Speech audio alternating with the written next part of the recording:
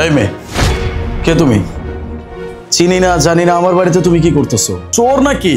না না, আমি চোর না, আপনি ভুল করতেছেন। আমি ভুল করতেছি? হ্যাঁ, চেনা নেই জানা নেই আমার বাড়িতে এসে বসে আছো, আবার তুমি আমাকে বলতেছো যে আমি ভুল করতেছি। বাবুল কে সব কিছু দেখে না? বাবুল, বাবুল। ওয়ালাইকুম আসসালাম। এই মেয়েকে? স্যার, এটা আমার মেয়ে। তোমার মেয়ে? তোমার মেয়ে আমার বাড়িতে কি করতেছে? স্যার, ওর তো সামনে পরীক্ষা, তাই। মারে, তোর জানি কি পরীক্ষা? বিসিএস। বিসিএস পরীক্ষা?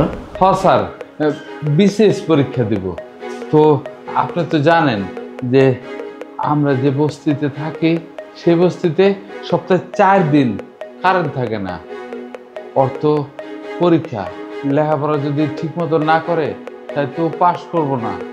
তাই আমি আপনার না করেই আপনার বাড়িতে নিয়েছি, যে আমি কাম কাজ করলাম আর ও এদিকে পড়াশোনাটা করলো, এই জন্য নিয়েছি। আর আপনাকে বাড়িতে তো কারেন্ট যায় না, তাই ওরা নিয়েছিলাম স্যার। আর এই তুই, তোর না কইছি ও সোফায় ববি না? হ্যাঁ, সোফায় বসিস কেন? আর কোনো জিনিস হাত দিবি না, আমার না জিগে। তুই সোফায় বসিস কেন? দেখছস এখন স্যার আমার বকতেছে। আরে আরে কি করতেছো, বকাবকি করতেছো কেন? আমি তো ওকে আর চিনি নাই, এই জন্য আর কি রিয়াক্ট করে ফেলছি। ইটস ওকে, তোমার মেয়ে এটা জানলে তেমন রিয়াক্ট করতাম না। সমস্যা নাই, পড়াশোনা করুক, আমি যাই। এই যে তোরা এখানে থাকতে হবে না, যা বাড়ি যা, বাড়ি যা ঠিক মতন পড়াশোনা কর, যা।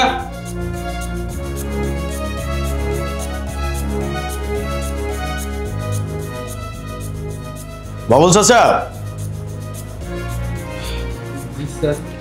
চাচা এই যে এটা হচ্ছে লিস্ট, আমার যা যা লাগবে এখানে লেখা আছে, এ হচ্ছে টাকা। তুমি বাজারে যাও, গিয়ে এখানে যা যা লেখা আছে সবকিছু নিয়ে আসো। ঠিক আছে স্যার, আমি এখনই যেতেছি। স্যার, এই যে টাকার লিস্ট, আপনি যা যা লিখে দিয়েছেন সমস্ত জিনিস আমি নিয়েছি। কেনাকাটার পরে এই টাকাটা বাঁচছে। জিনিসপত্র কোথায় রাখছো? স্যার, ওই ডাইনিং টেবিলে রাখছি। তাহলে এক কাজ করো, জিনিসগুলো নিয়ে তুমি বাড়ি চলে যাও। এত দামি জিনিস আমার বাড়িতে নিয়ে যাম কেন স্যার? যে জিনিসপত্রগুলো তোমাকে আনতে বলছিলাম এই সব কিছু তোমার মেয়ের জন্য, মানে ল্যাম্প, কিছু মোমবাতি, মানে অ্যাক্সেসরিজ যা কিছু লাগে আর কি, এগুলোই তোমাকে আমি আনতে বলছিলাম। এগুলো তোমার মেয়ের জন্য, নিয়ে যাও।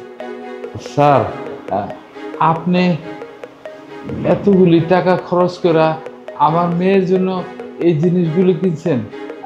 আপনি আমার মায়ের কথা এত চিন্তা করছেন, আমার জন্য এতটা দেখলেন স্যার?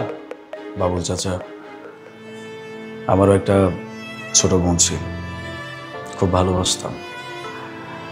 পড়াশোনা অনেক ভালো ছিল, আর পড়ার প্রতি ওর অনেক ঝোঁক ছিল। হঠাৎ করে একটা রোড অ্যাক্সিডেন্টে পুরো পরিবারটাকে হারালাম। এখন আবার আপন বলতে আর কেউ নাই। আজকে তোমার মেয়েকে দেখে আমার খুব অবাক লাগছে। তুমি যখন বলছো না যে তোমার মেয়ে বিসিএস পরীক্ষা দিচ্ছে, বিসিএস পরীক্ষার কথা শুনে একটু অবাক হয়েছি, তবে খুশিও হয়েছি। হঠাৎ করে আমার নিজের বোনের কথা অনেক মনে পড়ছে। ইমাজিন করছি যে আজকে আমার বোনটা বেঁচে থাকলে হয়তো বিসিএস পরীক্ষা সেও দিত। কি আর করার, মানুষটা তো আর নাই। তবে তোমার মেয়ের জন্য অনেক অনেক দোয়া। তুমি বলছো না যে তোমাদের বস্তিতে সপ্তাহে 4 দিন কারেন্ট থাকে না, এর জন্য পড়তে অনেক অসুবিধা হয়। আমার বাড়িতে এই জন্য নিয়ে আসছো। আমার বাড়িতে যদি নাও আসে তারপরেও প্রবলেম হবে না। ল্যাম্প কিনে দিচ্ছি, কিছু মোমবাতি আছে, এগুলো দিয়ে পড়াশোনা করতে পারবে। এছাড়াও যদি এইসব কিছুর বাইরেও কোনো কিছু লাগে তাহলে আমাকে, কোনো সমস্যা নেই। 1 মিনিট,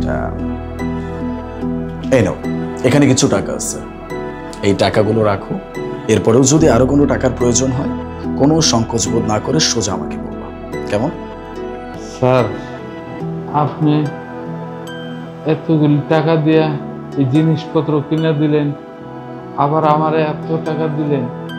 স্যার, আসলে আসলে আপনি অনেক ভালো মনের মানুষ। আপনার অনেক ধন্যবাদ যে আমার মেয়ের জন্য আপনি সাহায্যের হাত বাড়াইছেন। ঠিক আছে স্যার, তাইলে আমি এখন যাই। ঘরের সমস্ত কাজকর্ম করে ফেলছি, কোনো কাজ বাকি রাখিনি। ঠিক আছে, যাও। ঠিক আছে স্যার, আসি। আসসালামু আলাইকুম।